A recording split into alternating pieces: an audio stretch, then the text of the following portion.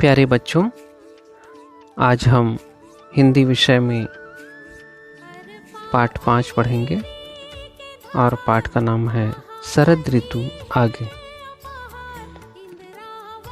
इसके कवि हैं पंडित द्वारिका प्रसाद तिवारी विप्र।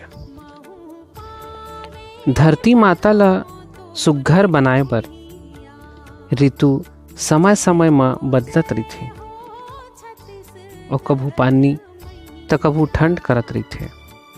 जेमा चौमास हमर जिंदगी के आधार आए।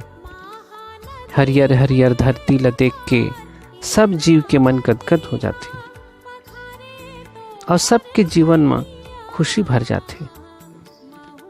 चौमास के पाछू शरद ऋतु अपन संग अन्नपूर्णा ला लेके आथे। चौमास के झंझट कम होए बर लागथे। शरद ऋतु में हमार खेत खार और गांव सुंदर लागथे। चारों कोती तरिया नरवा में कमल फूले छतरा रहथे। चिड़ई चुरगुन मन खुशी में चारों खोट चुहल पुहल करे लागथे। कवि ए कविता में शरद ऋतु के सुघरई के वर्णन करे हवे। आइए इस पाठ को समझते हैं। चौमास के पानी पर आगे जना माना अब आकाश हर चाउर सही छरियागे। जग जग ले अब चंदा उठे बादर भैगे फरियर। पृथ्वी माता चारों खुटले दिखथे हरियर हरियर। ऋग्बिग ले अब अन्नपूर्णा हर खेतन खेत में छागे। कवि कहते हैं कि वर्षा अब दूर जा चुकी है। धरती पर शरद ऋतु का आगमन हो चुका है। मानो आकाश अब कूटे हुए चावल की तरह साफ हो गया है। रात्रि में आकाश में चंद्रमा जगमगाता हुआ दिखाई देता है। बादल साफ हो गए हैं। धरती चारों ओर से हरी हरी दिखाई दे रही है। ऐसा लग रहा है जैसे खेतों में अन्नपूर्णा अन्न प्रदान करने वाली लक्ष्मी झिलमिला रही है। नदिया और तरिया के पानी कमती होए लागिस। रद्दा के चौमास के चिखला झंझटहा हर भागिस। बने पेट भर पानी पी के पृथ्वी आज अघागे। कवि कहते हैं कि शरद ऋतु का आगमन होने पर नदी और तालाब का पानी धीरे धीरे कम होने लगा है। बरसात के कारण रास्तों में उत्पन्न कीचड़ अब समाप्त हो गया है। अब राहगीरों को कोई परेशानी नहीं होती।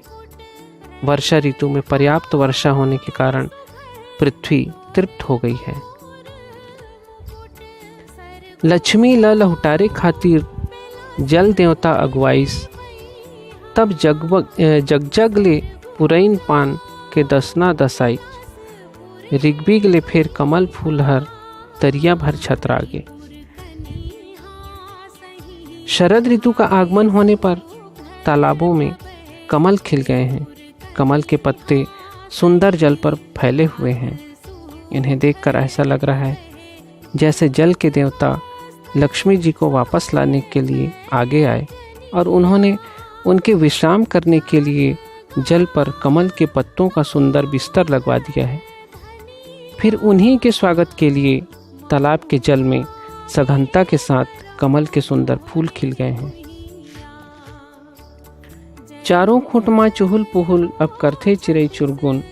भौरा घलो परे हे बैहा करथे गुनगुन गुनगुन। अमृत बरसा हो ही संगी सुघर घड़ी अब आगे। कवि कहते हैं कि शरद ऋतु के आने पर धरती पर चारों ओर प्रसन्नता छा गई है। छोटे बड़े पक्षी इधर उधर उड़ उड़कर कर्रव करते हुए प्रसन्नता प्रकट कर रहे हैं। भौरा तो जैसे बौरा ही गया है। वह गुन गुन गुन गुन करता हुआ मंडरा रहा है। साथियों, खुले आसमान से आज अमृत की वर्षा होगी। ऐसा सुंदर समय आ गया है।